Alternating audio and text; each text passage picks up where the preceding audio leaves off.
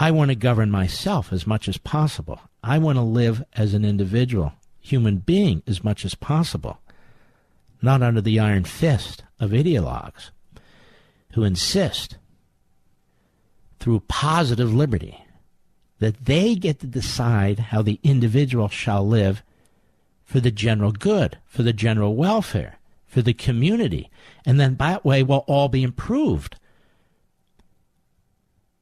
And the more we centralize these decisions and the less disparate activities taking place, the more likely we are to achieve this utopia.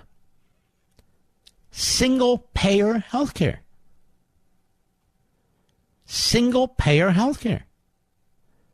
No private competition, no private markets whatsoever. Everybody will get the same health care. Everybody will be equal. And his point is that's not liberty. That's tyranny. And it can become a brutal tyranny. Moreover, and notably, Berlin describes the mindset of modern progressives and their philosophical patrons, declaring that in exercising the positive freedom idea to be all you want to be,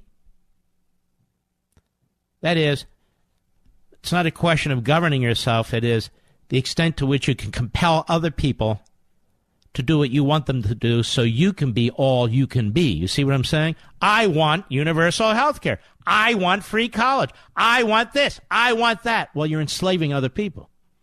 You're denying them their liberty. Maybe they don't want it. The danger is, he says, that the real self may be conceived as something wider than the individual, as the term is normally understood, as a social whole, of which the individual is an element or aspect, a tribe, a race, a church, a state, the great society of the living and the dead and the yet unborn. This entity is then identified as being the true self. And what he's quoting here, Hegel and Rousseau, even more than Marx here, that you can only fully realize your individuality and self as part of the state, as part of the whole. And is that not what Bernie Sanders is saying? Is not what the left in this country and the media are saying? Is that not what academia is saying? Yes, it is.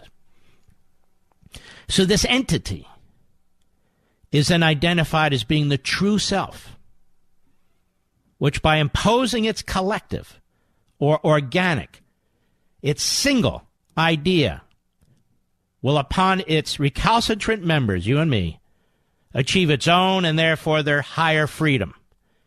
Higher freedom for the greater good means denying you your humanity, your individual liberty.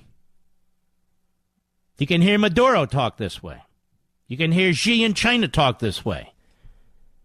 You can hear AOC talk this way, and Bernie Sanders talk this way, and most media mouthpieces talk this way.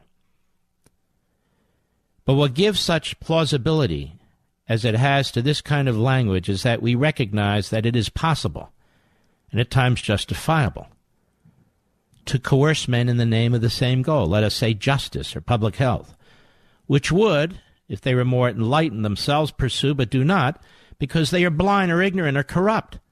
This renders it easy for me, you see, to conceive of myself as coercing others for their own sake. In their, not my interest. They would not resist me if they were rational and as wise as I am and understood their interests as I do. So in other words, it's a self-justifying morality. These people are just too stupid.